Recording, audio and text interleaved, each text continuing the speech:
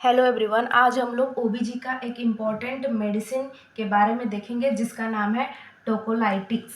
Tocolytics एक ऐसा drug है जिसका इस्तेमाल प्रेगनेंसी के दौरान किया जाता है। ये रेगुलर इस्तेमाल नहीं किया जाता है, बल्कि इसका इस्तेमाल तब किया जाता है जब देखा जाता है कि प्रेग्नेंट लेडीज़ में यूट्रस का कॉन्ट्रैक्शन शुरू हो चुका है, यानी कि लेबर प्रोसेस जो है वो स्टार्ट हो चुका है। और अगर ये लेबर का प्रोसेस बिफोर टर्म हो रहा है, यानी कि बिफोर 37 वीक्स हो रहा है, तो उस केस में हम लोग टोकोलाइटिक्स मेडिसिन का इस्तेमाल करते हैं। इसका एक्शन होता है कि ये यूट्रस को रिलैक्स करता है। लेबर प्रोसेस तब इनिशिएट होता है जब यूट्रस में कॉन्ट्रैक्शन शुरू हो जाते हैं, और कॉन्ट्रैक्शन की वजह से जो है वो बेबी का डिलीवरी होता है। तो अगर बेबी का जो है डेवलपमेंट प्रॉपरली नहीं हुआ है, बेबी अभी लेस देन 37 वीक्स का है, तो उस केस में कॉन्ट्रैक्शन, यूट्रस का कॉन्ट्रैक्शन होना अच्छा नहीं रहता है, जिसके कारण हम लोग टोकोलाइटिक्स मेडिसिन का इस्तेमाल करते हैं, जो कि यूट्रस को रिलैक्स करता है और यूट्राइन एक्टिविटी जो है उसे सप्रेस करता है। इसका जो बेसिकली सबसे ज़्यादा इस्तेमाल किया जाता है वो प्री टर्म लेबर के केस में किया जाता है।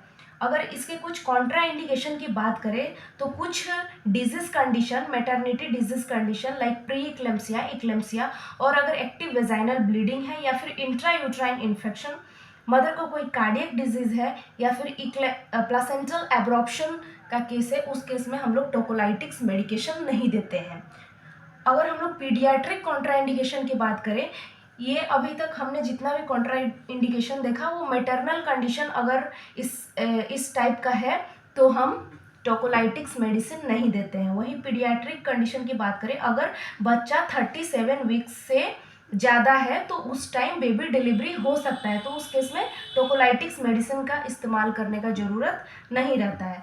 और अगर सर्विक्स 4 सेंटीमीटर से ज़्यादा डायलेट हो चुका है तो ये श्योर है कि बेबी का डिलीवरी अब होना ही है, तो उस केस में टोकोलाइटिक्स मेडिसिन नहीं दिया जाता है। रिलैक्सेशन, यूट्रस को रिलैक्स नहीं रखा जाता है, क्योंकि जो लेबर प्रोसेस है वो ऑलरेडी स्टार्ट हो चुका है। और अगर फीटल डिमाइस से फीटल डिप्रेस है तो उस केस में भी हम लोग टोकोलाइटिक मेडिसिन नहीं देते हैं।